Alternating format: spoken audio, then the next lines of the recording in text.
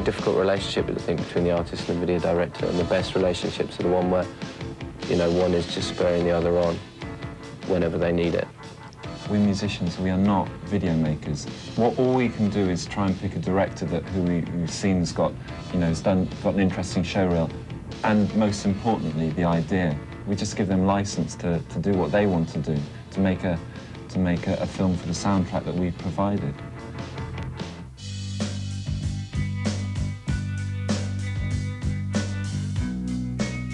Very fond of Crete. It was the first video we did. It was sort of the cheapest video that we've done today, and it was filmed in a little club just around the corner from where I live, so it was quite handy for me to pop back home. Actually, looking back on the video now, it's actually quite depressing looking at it, because, you know, there it is, you know, we're there fresh-faced and, you know, appearing in our first video, and you look back, well, 5 years on, and here we are, just, you know, looking slightly rugged and a bit road-weary, you know? Well, some of us are anyway. You're still looking great, Ed. Thanks, man.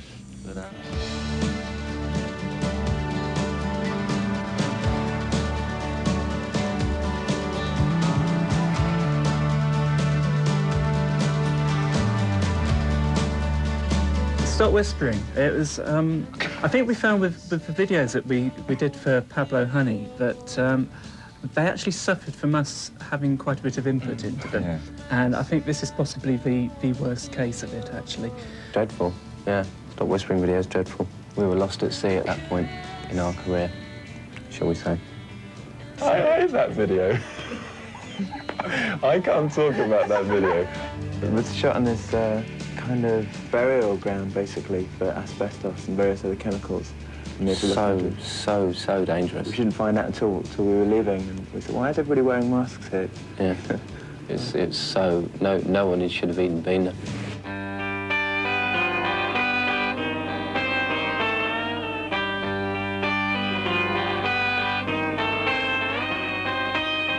The Iron Lung video was just taken from a whole concert that we did. We filmed our show at the Astoria in London, which is like a small theatre. The video that was made for that was the actual version that ended up in the album. So that's actually us playing it actually at that moment, which we thought was pretty cool at the time. But the energy on that, it still stands up. There's so much energy in that video that you know, we're very proud of it. So, and it was a turning point for the recording of the bends. It was one of the important areas, because we were kind of in the middle of recording the album, and we took time out to go on tour in Europe and do those dates in England, and one of them being the Astoria show that the video was taken from.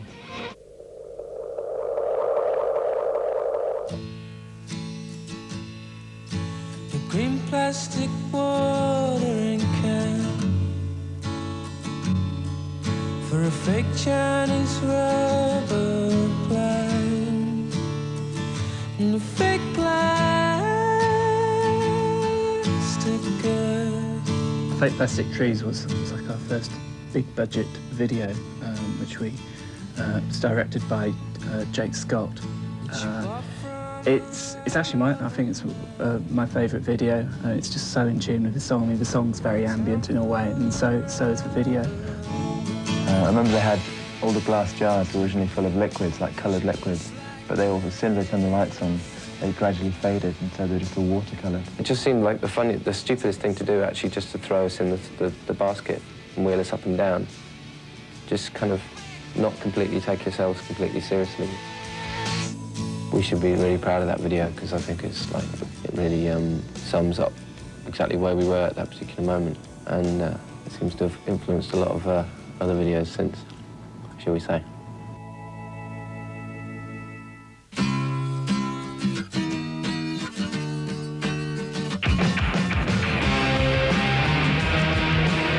The video for Just, we filmed it in the summer of '95, I think, and it was filmed over 2 different days. It's an interesting video when you think about performance, because obviously there's a lot of pressure with record companies and people that they want an element of performance of the group playing their instruments within the video, and it can be a really cheesy thing to do, and it's difficult to present it sort of convincingly and also differently, and I think Jamie Thraves did a really good job with that. Almost every day you have a question, someone comes up and says, what do they say in the Just video? Which is great, you know. The first time that when we saw the edit of it, and You've got the most intense bit of the song with Johnny's solo and stuff at the end, and yet it's just still going across these people, just completely still. And that for me was just spine-tingling.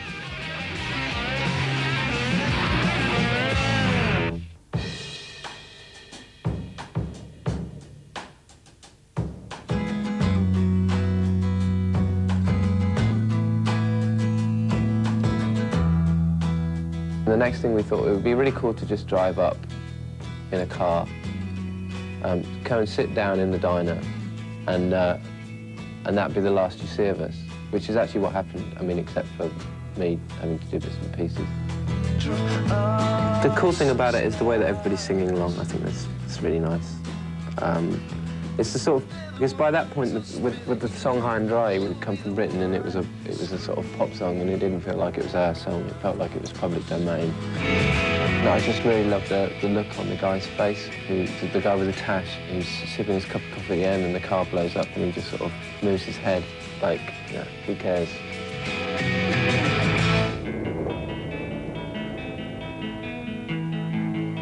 Street Spirit's a very, very strong video. Having had Fake Plastic Trees and Just, which had quite an impact, I mean, we really needed something like Street Spirit to actually carry on, continue that reputation. It just shows you how you have to trust directors, Street Spirit, because we got an idea and he was sort of talking about nuns and trampolines and horses and all these things. You think, that's going to look very bad indeed. You just stand there going, Jonathan, there are dancing nuns in our video. I think what was great about that video was that, I mean, the thing of it was that I guess the hook of it is the slow motion camera, the scientific camera that's used, and it turned out beautifully. It's a beautiful video. I was absolutely terrified. I'm thinking that, okay, so it's 4:30 in the morning. I'm in the desert outside LA. I've now got to jump off a van, and I'm completely off my tree. And the nuns are over in the corner, smoking furiously, Yeah. It was just all very surreal. And I think that's kind of why we're so proud of Street Spirit, the video, because it really expressed all the things that we'd done in the music.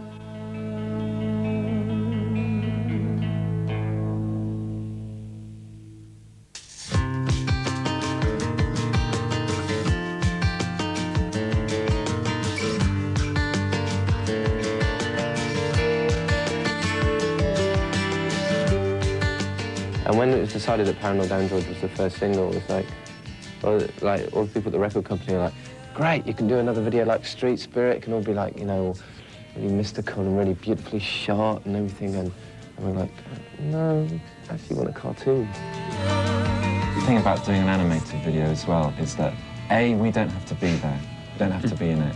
And B, it comes back as you see the storyboard. Often when you get the storyboard or the plot, it changes a lot once it comes back, but it came back even better in the sense that it was as it was, but put to music, and the timing of it was great.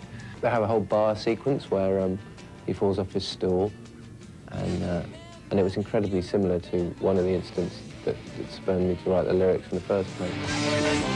The reason that video works is because Robin's attitude in the video was the same attitude that I had when I wrote the lyrics.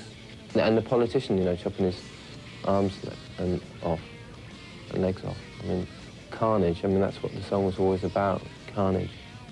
Really, really proud of it. It's really cool.